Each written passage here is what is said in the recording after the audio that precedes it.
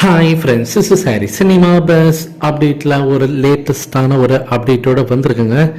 வீடியோக்குள்ளே போகிறதுக்கு முன்னாடி ஒரு சின்ன இன்ஃபர்மேஷன். ஒரு முன்னணி ஒரு மேகசின் சத்யமித்ரன் அப்படின்ற மேகசினில் பார்த்தினாக்கா மதுரையில் மன்னனுக்கு கோவில் அப்படின்ற ஒரு தலைப்பில் ஒரு ஆர்டிக்கல் ரிலீஸ் பண்ணிருக்காங்க.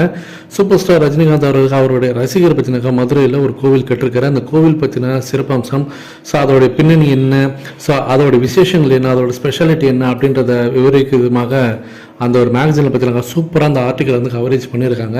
ஃப்ரீயாக இருந்தீங்கன்னா அந்த ஒரு மேகசினை வாங்கி பாருங்கள். அவ்வளோ சூப்பராக இருந்தது. ரஜினி சாரோட ஃபேன்ஸ்க்கெலாம் ஒரு கூஸ்பம்ஸான ஒரு மொமெண்ட் தான் சொல்லணும். அடுத்தது முக்கியமான விஷயம், கூலி படத்தோடைய ரிலீஸ். கூலி படத்தோடைய ரிலீஸ் பார்த்தீங்கன்னாக்கா எல்லாருமே கேட்டுனுக்கிறது நான் ஏற்கனவே சொன்னதான். ஸோ இப்போ படத்தோடைய போஸ்ட்போன் பண்ணியிருக்காங்க. ஃபஸ்ட்டு சம்மர்னு சொல்லியிருந்தாங்க. இப்போ சம்மர்லேருந்து கொஞ்சம் விலகி ஜூலை ஆகஸ்ட் போல் ரிலீஸ் ஆகும் அப்படின்ற மாதிரி தகவல் வந்துருக்கு. ஸோ அதை வெயிட் பண்ணி பார்ப்போம். ஆனால் அதை தாண்டி ஒரு விஷயம் பார்த்தீங்கன்னாக்கா இந்த கூலி படத்தோடைய அந்த ரிலீஸ் தேதியில் ஒரு விஷயங்கள் அடங்கியிருக்கு. இந்த படத்தை ஆகஸ்ட் மாதம் ரிலீஸ் பண்ணுவாங்க. ஜெயிலர் படம் சென்டிமெண்ட் மாதிரி ஜெயிலர் எப்படி ஆகஸ்ட் மாதம் ரிலீஸ் ஆகி அந்த இண்டிபெண்டன்ஸ் டே லீவில் ஒரு பெரிய வெற்றி அடைஞ்சதோ அந்த மாதிரி இந்த வருஷம் ஆகஸ்ட் மாதம் இந்த படத்தை ரிலீஸ் பண்ணலாம் அப்படின்ற மாதிரி அவங்க யோசனை தெரிவிச்சுருக்காங்க.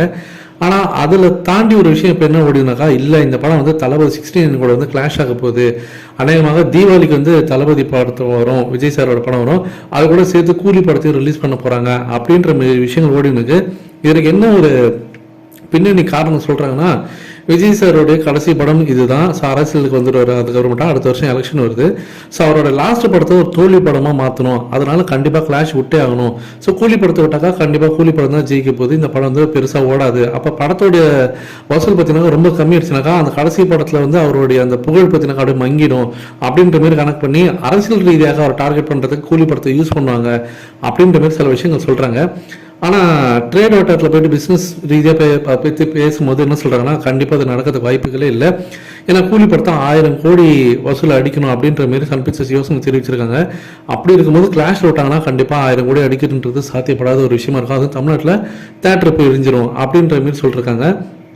இன்னொன்று ஒரு முக்கியமான விஷயம்னாக்கா, தீபாவளிக்கெலாம் இருந்தாக்கா மற்ற ஸ்டேட்லேயும் பெரிய பெரிய படங்கள்லாம் வரும். ஸோ அப்படி வரும்போது கண்டிப்பாக தேட்டர் பிரிஞ்சிடும். அப்படி இருக்கும்போது அந்த 1000 கோடின்றது எட்டாக்கானியாக தான் அவங்களுக்கு மாறிடும். ஸோ அதனால் இவங்க வந்து அந்த ஆகஸ்ட் மாதத்தில் வரதான் அவங்களுக்கு ஒரு பெஸ்ட் டைமாக இருக்க போகுது. அதனால் இந்த கிளாஷ் பெருசாக நடக்கிறதுக்கு வாய்ப்புகள் இல்லை அப்படின்ற மாதிரி தான் கோலி டாட் சொல்லியிருக்காங்க. இதை பற்றி உங்களுடைய கருத்துக்கள் என்ன அப்படின்றத மறக்காம கீழே சொல்லுங்கள் ஃப்ரெண்ட்ஸ்.